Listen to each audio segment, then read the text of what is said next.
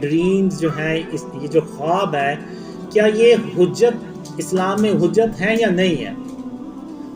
تو اس سے پہلے میں یہی سمجھتا رہا تھا کہ یہ شاید کوئی حدیث ہے جس میں یہ ہے کہ جو خواب ہیں وہ حجت نہیں ہوتے. تو میں نے کچھ دن پہلے عرفان بھائی سے پوچھا کہ آپ مجھے یہ بتائیں یہ حدیث ہے یا کیا ہے، اگر حدیث ہے تو اس کا ریفرنس کیا ہے. تو عرفان بھائی نے مجھے بتایا کہ یہ کوئی حدیث نہیں ہے، یہ صرف علماء کا ایک موقف ہے کہ جو ڈریمز ہیں یہ اسلام میں حجت نہیں ہوتے. تو میں یہی سمجھا تھا جیسے وہ مخالفین جو ہیں وہ ایسے ویڈیوز بناتے ہیں اور ایسے بتاتے ہیں کہ خواب جو ہیں وہ حجت نہیں ہوتے، تو میں یہ سمجھا کہ شاید یہ حدیث ہے، اور شاید میرے جیسے اور بھی بہت سے لوگ سمجھتے ہوں کہ یہ حدیث ہے. تو بعد میں مجھے پتہ چلا کہ یہ حدیث نہیں ہے، یہ علماء کا موقف ہے. تو میری علماء سے یہ گزارش ہے کہ وہ اپنا اس پہ کلیئر موقف دیں کہ خواب جو ہے وہ اس حجت کیوں نہیں ہو سکتے.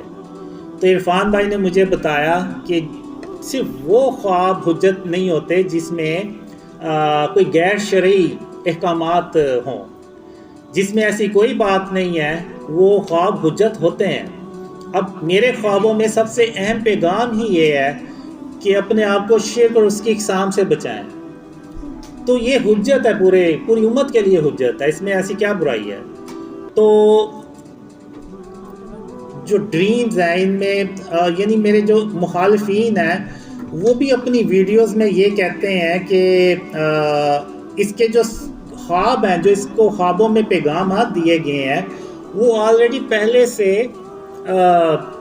حدیثوں میں موجود ہے، قرآن میں موجود ہے. یعنی وہ بھی اس چیز کو ایکسیپٹ کر رہے ہیں کہ اس کے خوابوں میں ایسی کوئی بات نہیں ہے جو قرآن اور حدیث سے ٹکرائے.